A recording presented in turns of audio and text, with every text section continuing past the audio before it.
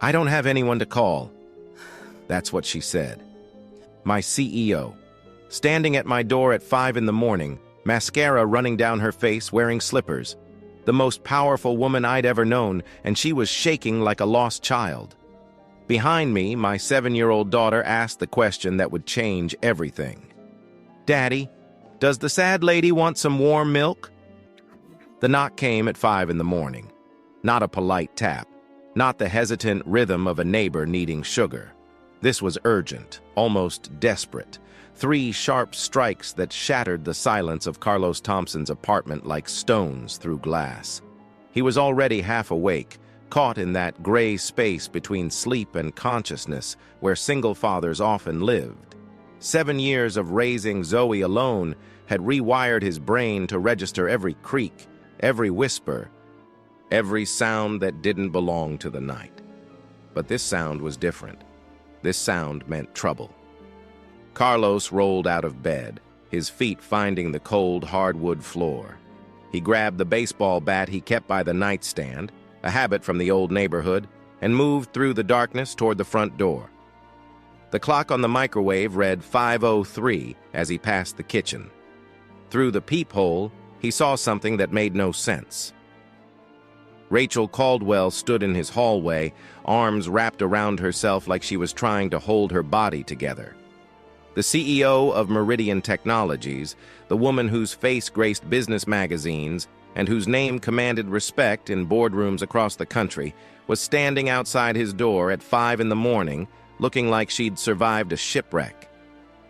Her mascara had bled down her cheeks in dark rivers. Her hair, usually sculpted into corporate perfection, hung loose and tangled around her shoulders. She wore a cashmere sweater that probably cost more than his monthly rent, but it was wrinkled, slept in, wrong. Everything about her was wrong. Carlos opened the door but kept the chain on. Through the gap, he could see her hands trembling. "Mr. Thompson." Her voice cracked on his name.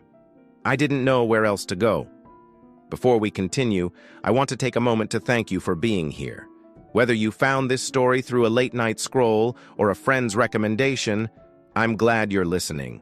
Drop a comment and let me know where you're tuning in from. And if you enjoy stories like this, consider subscribing so you don't miss what happens next. Now, let's get back to Carlos and that unexpected knock. "Ms. Caldwell, it's 5 in the morning." "I know." She looked down at her feet, and he noticed she was wearing slippers. Designer slippers, but slippers nonetheless. She'd driven across the city in slippers. "I know this is inappropriate. I know this crosses every line, but I've been sitting in my car for 3 hours, and I scrolled through 800 contacts in my phone, and I realized something terrifying." She looked up at him, and in the harsh fluorescent light of the hallway, he saw it. The thing behind the power suits and the confident stride and the reputation that made grown men nervous. He saw emptiness. "I don't have anyone to call," she said. "Not one person I can talk to at 3 in the morning without explaining why. Not one person who would just listen without wanting something in return. And you think I'm that person?" "No." She shook her head. "I don't think anything. I just remembered that you're the only person at Meridian who's never been afraid of me. And right now, I need someone who isn't afraid." Carlos stood there, the chain still between them, weighing his options. He was a 34-year-old operations coordinator, 4 years at the company, deliberately invisible. He'd built his entire life around being safe, predictable, unmemorable. After his wife left, after she looked him in the eyes and told him he lacked ambition, that he'd never be enough, he'd made a conscious choice. No risks, no drama, no situations that could blow up in his face and leave Zoe without stability. This situation had explosion written all over it. "Daddy?" The small voice came from behind him, and Carlos turned to see Zoe standing in the hallway. Her pink pajamas slightly too short because she was growing faster than he could keep up with. She rubbed her eyes with one fist, her braids messy from sleep. "Go back to bed, baby." But Zoe had already spotted the figure through the gap in the door. Her 7-year-old curiosity was stronger than her drowsiness. "Who's that?" Rachel's face changed. The desperation cracked into something else, something almost like recognition. She stared at the little girl with an expression Carlos couldn't read. "This is someone from Daddy's work," Carlos said carefully. "She's having a hard night." Zoe processed this information with the simple logic of childhood. She looked at Rachel's tear-streaked face, at her trembling hands, and came to an immediate conclusion. "Do you want some warm milk?" Zoe asked. "Daddy makes it for me when I'm sad. He puts a little honey in it." Rachel's composure, whatever remained of it, collapsed. Her hand flew to her mouth and she turned away, her shoulders shaking. Carlos watched one of the most powerful women in corporate America cry in his hallway because a 7-year-old offered her warm milk. He removed the chain. Rachel came inside, and he directed her to the couch while he took Zoe back to bed. His daughter had questions, naturally. She always had questions. "Is the lady going to be okay?" "She's going to be fine. Sometimes grown-ups have bad nights." "Like when you used to sit in the kitchen after Mommy left?"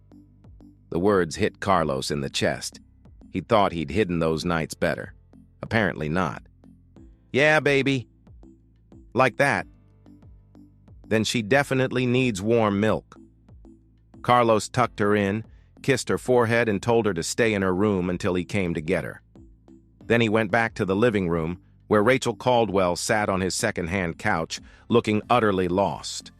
He made 2 cups of tea because he didn't think warm milk was appropriate for this conversation, and he sat in the armchair across from her, maintaining distance.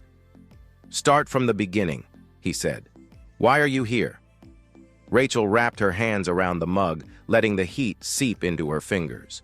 When she spoke, her voice was flat, drained. "I signed my divorce papers tonight. 8 years of marriage, and it took 45 minutes to end it. My lawyer had champagne ready. He thought we were celebrating. I'm sorry. Don't be. The marriage was dead long before tonight." She took a sip of tea, and he noticed that she held the mug like it was the only solid thing in her world. "Do you know why my husband left? Everyone assumes it was another woman, or that I was too focused on the company, or that we grew apart.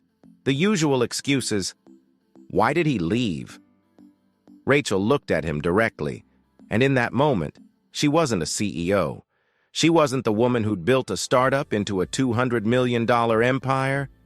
She was just a person who'd realized something terrible about herself. "Because I never let him see me weak. Not once in 8 years. He told me at the end that he felt like he'd been married to a statue. Beautiful, impressive, but cold. Untouchable." She laughed, but there was no humor in it. "The thing is, he was right. I don't know how to be vulnerable with someone without feeling like I'm handing them a weapon." Carlos said nothing. He understood that impulse more than she knew. "So tonight, after I signed the papers, I drove home. I have this penthouse overlooking the river. 4,000 square feet. I sat in my car in the parking garage for 3 hours because I couldn't make myself go up there. I couldn't face the empty rooms and the silence, and the proof that I've spent 40 years becoming someone who has everything except a single person who knows the real me." "Why me?" Carlos asked. "You have hundreds of employees, board members, investors. Why show up at my door?" Rachel set down her mug and looked at him with something approaching honesty. 3 months ago, at the quarterly meeting, do you remember?" Carlos remembered. David Porter, one of the senior VPs, had publicly challenged Rachel's decision to restructure the logistics division. It was a power play, an attempt to make her look weak in front of the entire company. The room had gone silent, everyone waiting to see blood. "You stood up," Rachel said. "You asked a question about the implementation timeline. A neutral question, completely professional, but it redirected the whole conversation. You saved me from having to destroy David in front of everyone, which would have made me look petty, or back down, which would have made me look weak. I was just asking about the timeline." "No." Rachel shook her head. You were the only person in that room who saw a human being in a difficult spot instead of a CEO to be feared or manipulated. And afterward, I started paying attention to you." Carlos felt something uncomfortable shift in his chest. "Paying attention how?" "I noticed that you're the only person who doesn't change when I walk into a room. Everyone else either stiffens up or starts performing. You just keep being yourself. I noticed that you turn down every after-hours event because you need to pick up your daughter. I noticed that you don't have LinkedIn Premium or a personal brand or any of the things people use to climb the ladder. Maybe I'm just not ambitious. Or maybe you figured out something the rest of us haven't." Rachel leaned back against the couch, exhaustion etched into every line of her face. "You have a life, Mr. Thompson, a real one, with a daughter who offers strangers warm milk and an apartment that feels like home instead of a showcase. I've been building my empire for 15 years, and tonight I realized I would trade all of it for what you have." The silence stretched between them. Outside, the city was beginning to wake up, the first gray light of dawn creeping through the windows. Carlos made a decision. It wasn't the safe choice. It wasn't the smart choice. But when he looked at Rachel Caldwell, he didn't see a CEO or a threat or an opportunity. He saw someone who'd hit bottom and had nowhere else to fall. "You can stay until morning," he said. "But there are rules. You sleep on the couch. My daughter's door stays unlocked. You leave before she wakes up. And whatever this is, whatever brought you here tonight, it stays in this apartment. At work, nothing changes."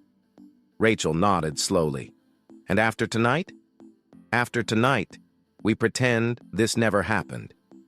You go back to being the CEO, I go back to being invisible. That's the only way this doesn't become a disaster for both of us." Agreed. He got her a blanket and a pillow, and she lay down on his couch, still wearing her designer slippers. As he turned to go back to his room, her voice stopped him. "Mr. Thompson, Carlos." It was the first time she'd used his first name. "Thank you for not turning me away." He stood in the doorway, looking at this woman who controlled the fates of hundreds of employees, who commanded respect from titans of industry, who'd never shown weakness to anyone in her adult life.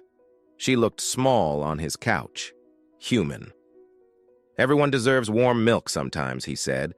It wasn't until he was back in his bed, staring at the ceiling, that Carlos realized what he'd done. He'd let something dangerous into his carefully constructed life, something that could cost him his job, his reputation, his stability. But as he drifted towards sleep, he couldn't shake the image of Rachel Caldwell crying in his hallway. He couldn't forget the look in her eyes when she said she had no one to call. He'd been there. After his wife left, after she told him he'd never be enough, he'd sat in that same darkness. The only difference was that he'd had Zoe. He'd had a reason to keep going. Rachel had nothing but an empty penthouse and 800 contacts who meant nothing. Maybe that was why he'd opened the door. Maybe that was why he'd broken his own rules about staying safe and invisible, because he knew what it felt like to be alone in the dark with no one coming to help. What he didn't know, what he couldn't have predicted, was that this single night would set in motion something that would force both of them to face truths they'd spent their entire lives avoiding. But that reckoning was still to come. For now, there was only the silence of the early morning and two people in separate rooms, both pretending they could go back to normal, both knowing they couldn't. 2 weeks passed, and Carlos kept his word. At Meridian Technologies, nothing changed. Rachel Caldwell walked through the halls with the same commanding presence she'd always had. Her heels clicked against marble floors with authority. Her voice in meetings carried the weight of someone who'd built an empire from nothing. If anything, she seemed even more controlled than before, her walls rebuilt higher and thicker. Carlos watched her from a distance, maintaining the invisibility he'd cultivated for 4 years. When she entered the elevator, he didn't flinch. When she addressed the operations team in weekly briefings, he took notes like everyone else. They existed in parallel lines that would never intersect, at least not where anyone could see. but the secret lived between them like a third presence. He'd catch her glancing his way during company meetings, a flicker so brief that anyone else would miss it. He'd feel her eyes on him in the cafeteria, then look up to find her already turning away. Once they ended up alone in the elevator for 37 floors, and neither of them spoke. The silence was deafening. At home, Zoe asked about the sad lady from that night. "Is she feeling better, Daddy?" Carlos was making dinner, stirring pasta while Zoe sat at the kitchen counter doing homework. The question caught him off guard, even though he'd been expecting it for days. "I think so, baby. You should invite her for dinner. Your pasta always makes people happy." He smiled at his daughter's simple logic. If only adult problems could be solved with pasta and warm milk. "It's complicated, Zoe. She's someone important at Daddy's work. We can't just have dinner together." "Why not?" "Because the world doesn't work that way," he thought. "Because people like her and people like me exist in different orbits. Because if anyone found out she'd spent the night on my couch, even innocently, it would destroy us both." "Grown-up stuff," he said instead. "Now finish your math." The question that haunted Carlos wasn't about Rachel's feelings.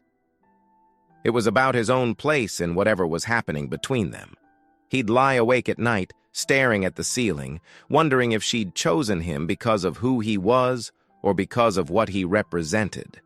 Was he a person to her, or just an escape hatch? A symbol of the simple life she'd never had? His ex-wife had left because he wasn't enough. Not ambitious enough, not driven enough, not willing to sacrifice everything for success. What if Rachel was drawn to him for the exact same reasons? What if she saw in him not a partner, but a retreat? A place to hide when the pressure became too much, only to return to her real world when she'd recovered. He'd been someone's backup plan before. He refused to be one again. 1 month after that night, everything shifted. Carlos received a meeting request from the CEO's office. Official business, the calendar invitation said, regarding operational restructuring. He spent the morning convincing himself it was legitimate, that Rachel needed his input on some logistics issue, that this was purely professional. Her assistant showed him into the corner office at 3 in the afternoon. Rachel sat behind her massive desk, looking every bit the corporate titan in her charcoal blazer and perfectly styled hair. But when the door closed and they were alone, something in her posture softened. "Sit down, Carlos." He took the chair across from her, maintaining professional distance. "What's this about?" Rachel didn't answer immediately. She stood and walked to the window, looking out at the city skyline. When she finally spoke, her voice was different, stripped of its boardroom authority. "I'm being offered $300 million for the company." Carlos absorbed this information. It was significant, but he didn't understand why she was telling him. "Congratulations. That's a substantial offer. The board wants me to take it. They've been pushing for an exit strategy for years, and this is the perfect opportunity." She turned to face him. "I'm considering it." "Again, congratulations. You don't understand." Rachel moved closer, leaning against the front of her desk. The distance between them shrank to something almost intimate.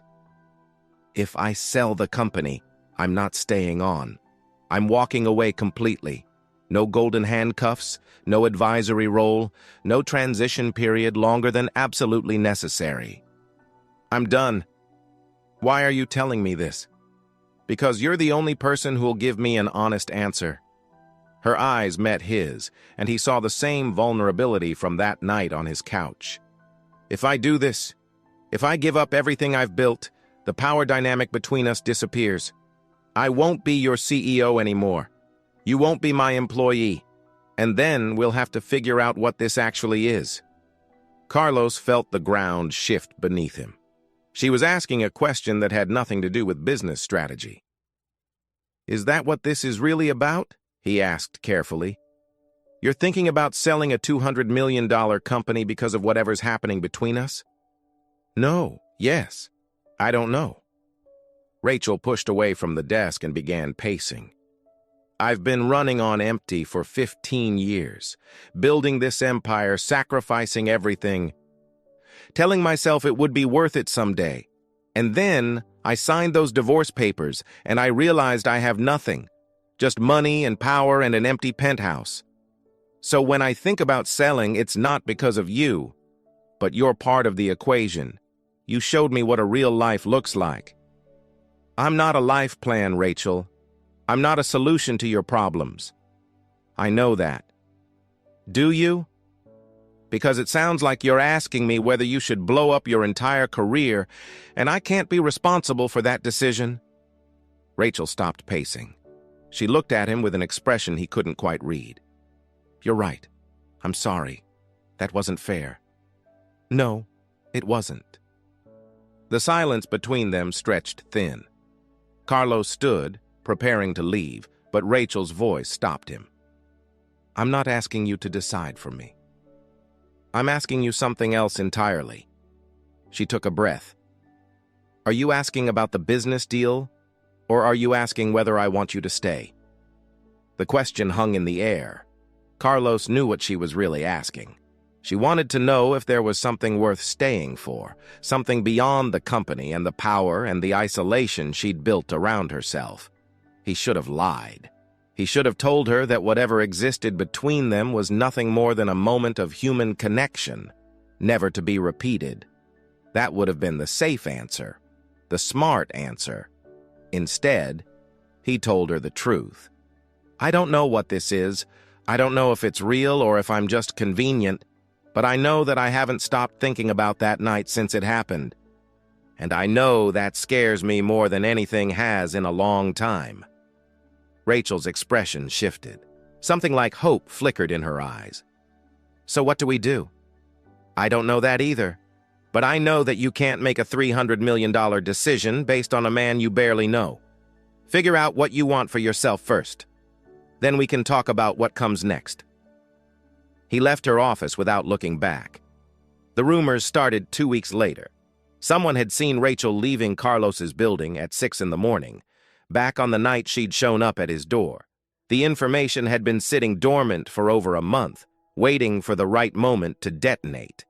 That moment came when a junior analyst mentioned it to a friend, who mentioned it to a colleague, who mentioned it in the break room where the wrong ears were listening. By the end of the week, half the company believed Carlos Thompson was sleeping with the CEO.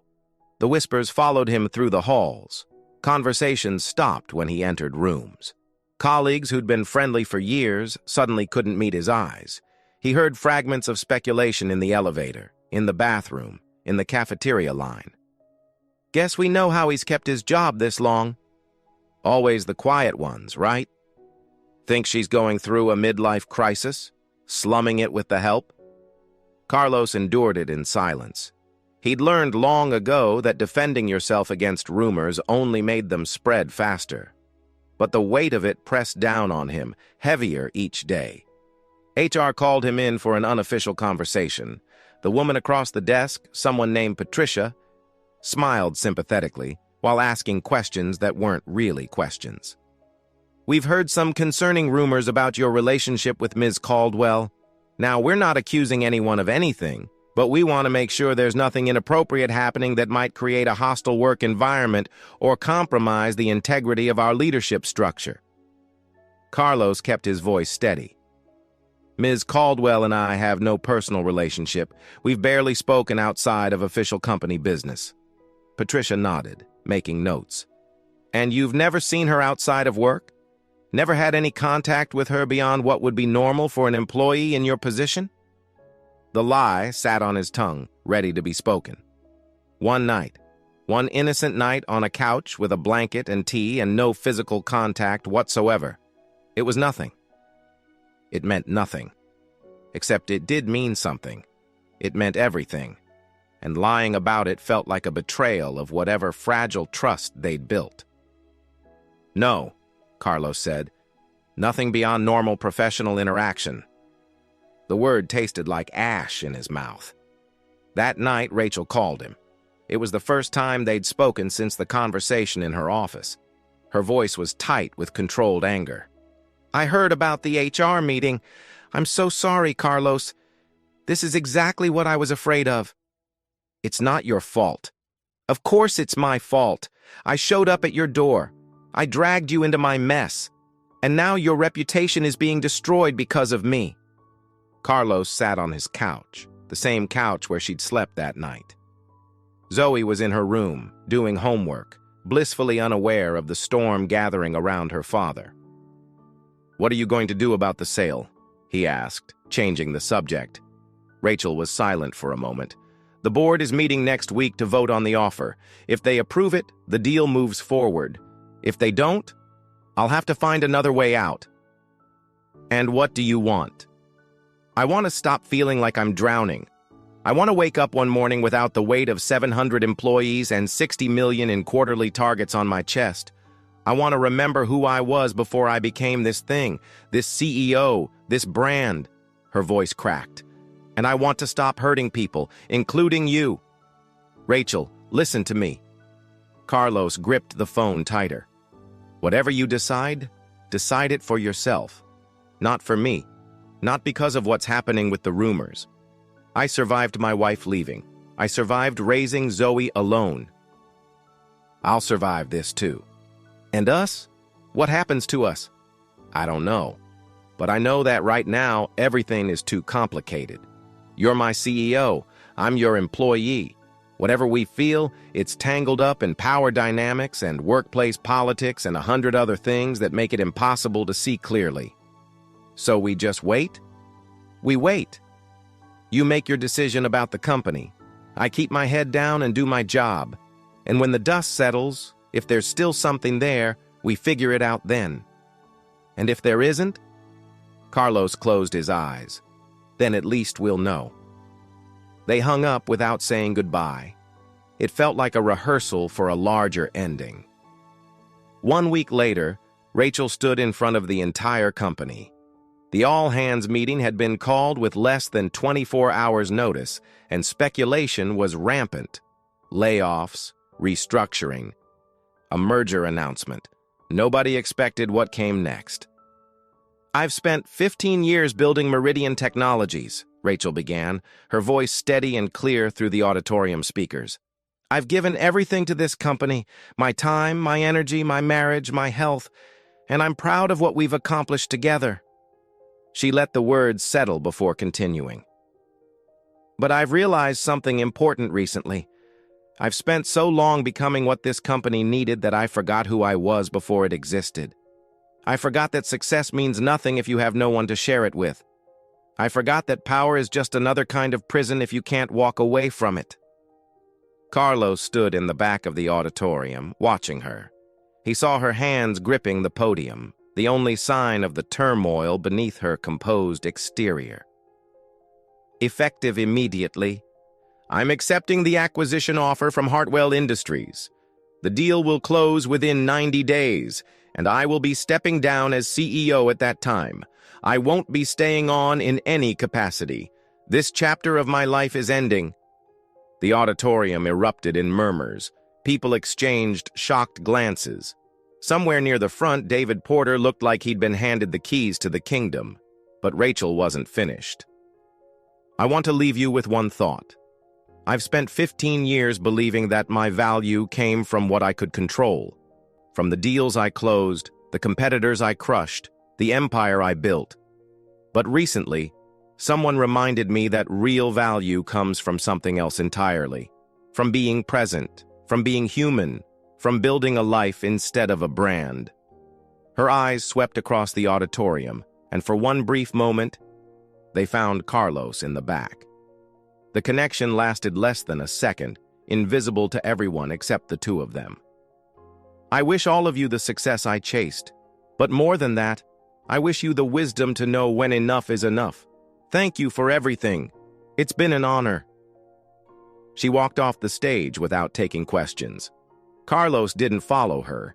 He didn't seek her out in the chaos that followed. He simply walked out of the auditorium, drove home, picked up Zoe from her after-school program, made dinner, helped with homework, and put his daughter to bed. Later, Sitting alone in his living room, he processed what had happened. Rachel had made her choice. She'd walked away from everything she'd built, and in her speech, she'd acknowledged him without naming him. She'd told a roomful of people that someone had changed her perspective, but she'd made the decision alone. She hadn't called him beforehand. She hadn't asked his opinion or sought his input. She'd simply decided, announced, and departed. It was the same pattern she'd always followed. Control everything, include no one. Carlos should have felt relieved. The power dynamic was dissolving. Within 90 days, she wouldn't be his CEO anymore. The obstacle between them would disappear. Instead, he felt something closer to disappointment. She'd given up an empire, but she hadn't changed the fundamental way she operated. She still made decisions in isolation. She still kept everyone at arm's length, including him, maybe especially him. He didn't hear from Rachel in the days that followed. The company buzzed with transition planning, and Carlos threw himself into his work. The new leadership would need competent people who understood operations, and he intended to prove his value on merit alone, untouched by whatever rumors still circled. Zoe asked about the sad lady again. "Did you help her feel better, Daddy?" Carlos was tucking her in, smoothing the blanket around her small body. "I tried, baby, but sometimes people need to help themselves first." "That's what you always say about me and my homework." He laughed despite himself. "Yeah, I guess it is. Is she going to be okay?" Carlos thought about Rachel, alone in that empty penthouse, stripped of everything that had defined her for 15 years. He thought about the look in her eyes during her final speech, the vulnerability beneath the composure. "I hope so," he said honestly. "I really hope so." But hope and certainty were different things. And as the days turned into weeks, as the acquisition moved forward and Rachel's presence faded from the company like a ghost leaving a house, Carlos began to wonder if whatever had existed between them had been nothing more than a moment. A single night of connection that had burned bright and then disappeared into the dark. He told himself that was probably for the best. He almost believed it. 1 month after Rachel's departure, Carlos received a promotion. The new leadership at Meridian recognized what the old regime had overlooked. 4 years of quiet competence, flawless operational management, and the ability to stay calm when everything around him descended into chaos. They offered him a senior coordinator position with a significant raise and actual decision-making authority. He accepted. It was everything he'd never allowed himself to want. But the victory felt hollow. At night, after Zoe was asleep, Carlos would sit on his couch and stare at the spot where Rachel had lain that night. The cushions had long since forgotten the shape of her body. The blanket had been washed and folded and put away. There was no evidence she'd ever been there at all, except in his memory, except in the way he still looked toward the door sometimes, half expecting to hear that desperate knock. He told himself it was better this way. The power imbalance was gone, but so was Rachel. She'd vanished from public life completely. No interviews, no social media presence, no sightings at industry events. The woman who'd built a $200 million empire had simply disappeared. Carlos could have reached out. He had her number. But every time he picked up his phone, the same question stopped him. What would he say? What could he offer a woman who'd had everything and walked away from it? His small apartment, his ordinary life, his daughter who needed stability, not a father entangled with someone still figuring out who she was? So he waited. And the waiting turned into weeks. And the weeks turned into something that felt permanent. Zoe stopped asking about the sad lady. Children were resilient that way. They accepted the disappearance of adults from their lives with a flexibility that Carlos envied. One day, Rachel existed in her 7-year-old mind, and the next day, she didn't. If only it were that easy for him. The encounter happened on a Thursday afternoon, 6 weeks after Rachel's resignation. Carlos was standing outside Zoe's school, waiting for dismissal like he did every day. Parents clustered in small groups, discussing homework and soccer practice and the endless logistics of raising children. He stood apart from them, as he always did, checking emails on his phone. A woman approached the school entrance from the opposite direction. She wore simple clothes, jeans, and a light sweater, nothing like the power suits Carlos remembered. Her hair was pulled back in a casual ponytail. She carried herself differently too, without the rigid posture of someone constantly performing strength. It took him a moment to recognize Rachel. She saw him at the same instant. Her steps faltered. For a long moment, they simply stared at each other across the schoolyard. Rachel spoke first, crossing the distance between them. "I didn't know Zoe went to school here. I swear I'm not stalking you." "What are you doing here?" "Career day." She gestured toward the building. "A parent I met at a charity event asked if I'd speak to the kids about entrepreneurship. I didn't realize until I arrived that it was this school." Carlos studied her face, looking for signs of the desperation he'd seen that night. Instead, he found something else. Uncertainty, yes, but also a clarity that hadn't been there before. She looked like someone who'd stopped running. "How are you?" he asked. "Honestly? I have no idea." Rachel offered a small smile. "I've been waking up every morning without a schedule for the first time in 15 years. Some days I don't know what to do with myself.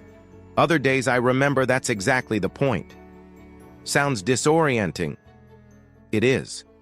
But it's also something else." She searched for the word. Real. "For the first time in as long as I can remember, my life feels real instead of performed." The school bell rang, and children began pouring through the doors. Parents moved forward to collect their kids, and the orderly waiting area dissolved into happy chaos. Carlos spotted Zoe emerging with her backpack dragging on the ground as usual. Then he saw his daughter notice Rachel. Recognition lit up her face. "It's the sad lady." Zoe ran toward them, stopping directly in front of Rachel. "Are you feeling better now? Daddy said you were trying to help yourself like I do with my homework." Rachel knelt down to meet Zoe at eye level. "Your daddy was right. I've been working very hard on helping myself." "Did it work?" "I think so. I'm still figuring some things out, but I'm better than I was." Zoe considered this with the gravity only a 7-year-old could muster. "That's good. Daddy was worried about you, even though he didn't say so. I could tell because he kept looking at the couch." Carlos felt his face warm. Leave it to his daughter to announce his secrets to the world. Rachel glanced up at him with an expression he couldn't quite read. "He was worried about me?" "He worries about everyone. That's just how Daddy is." Zoe tugged on Carlos's hand. "Can we invite her for dinner now? You make really good pasta, and you said she needed people to share things with." The silence stretched between the three of them. Carlos saw Rachel's eyes, the hope she was trying to hide, the fear of rejection she couldn't quite mask. He saw his daughter, blissfully unaware of the complexity she'd stumbled into, just wanting to help someone feel less sad. And he saw himself, standing at another crossroads. The safe choice was clear: politely decline, maintain boundaries, protect the stable life he'd built. That's what the old Carlos would have done. But the old Carlos had also spent years hiding from risk, convincing himself that safety was the same as happiness. And look where that had gotten him. A tidy apartment, a successful career, and a couch he couldn't stop staring at because it reminded him of the one night when something had actually felt alive. "Do you like pasta?" he asked Rachel. Her eyes widened slightly. "What?" "Zoe's right. I make good pasta. Nothing fancy, just something I learned from my grandmother." "If you're free tonight." Rachel stood slowly, her gaze moving between Carlos and Zoe. "Are you sure? I don't want to intrude on your life. I know I've already caused enough disruption. You showed up at my door at 5 in the morning. I think we're past worrying about intrusion." For the first time since he'd known her, Rachel laughed. A real laugh, unguarded and warm. That's fair.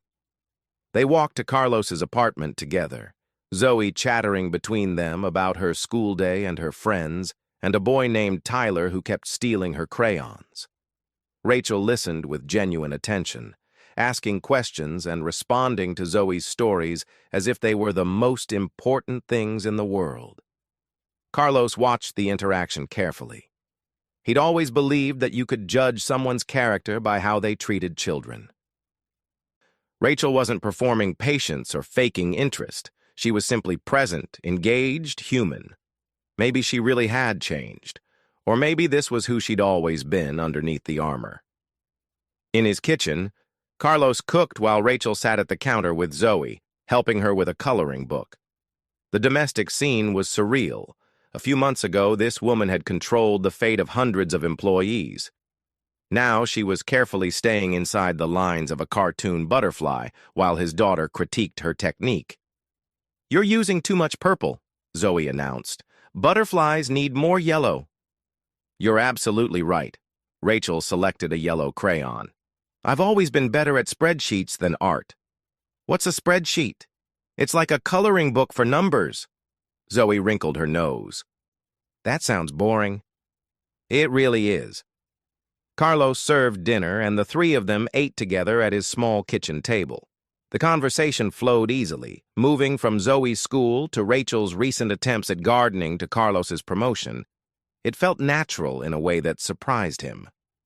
After dinner, while Zoe watched television in the living room, Carlos and Rachel stood in the kitchen, washing dishes. The domesticity of the moment wasn't lost on either of them. "This is strange," Rachel said quietly, handing him a plate to dry. "Which part?" "All of it. A few months ago, I was running a company worth hundreds of millions of dollars. Now I'm doing dishes in your kitchen and talking about butterfly colors with a 7-year-old. She shook her head. "And somehow this feels more real than anything I did before."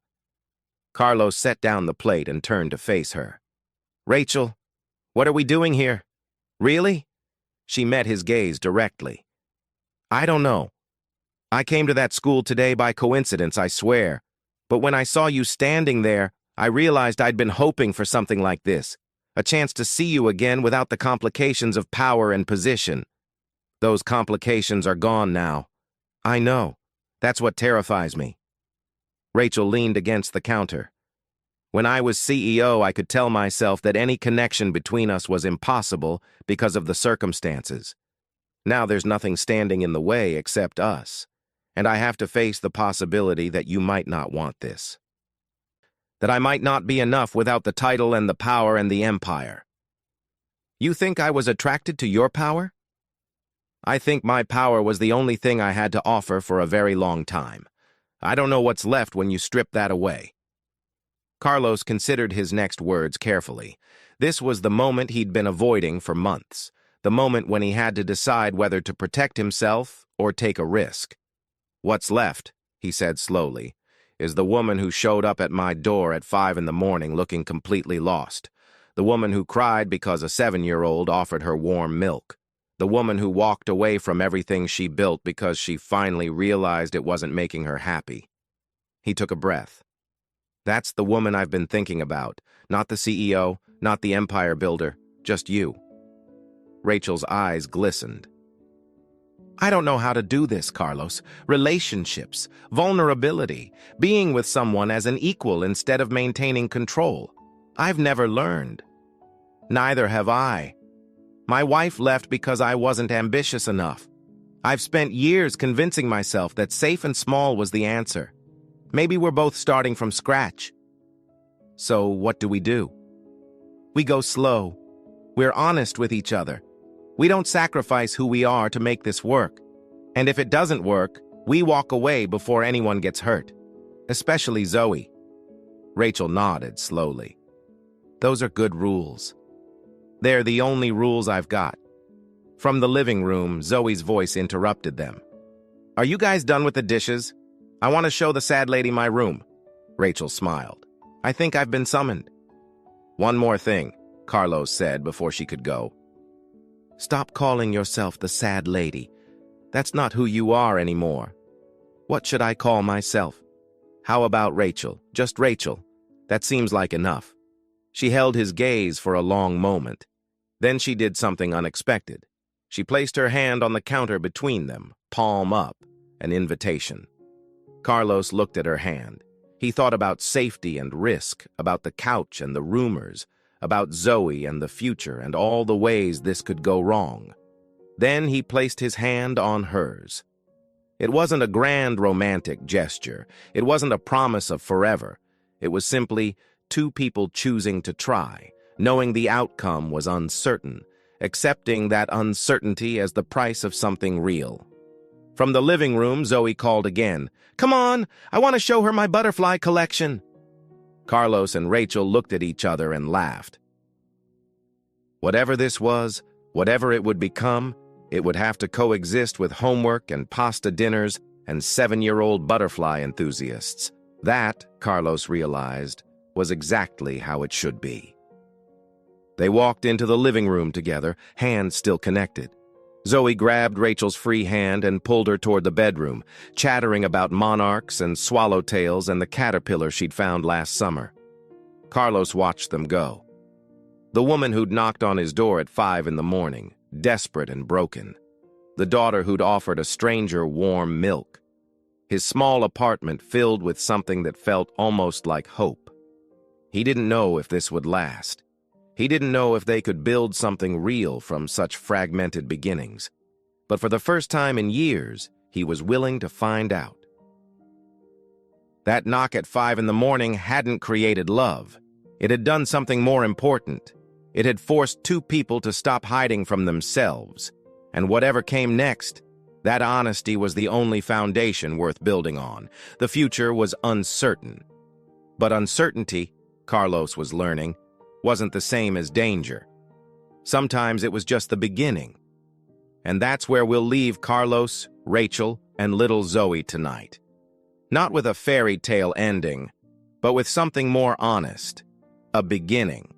If this story made you feel something, if it reminded you that vulnerability isn't weakness and that second chances exist for those brave enough to take them, then do me a favor.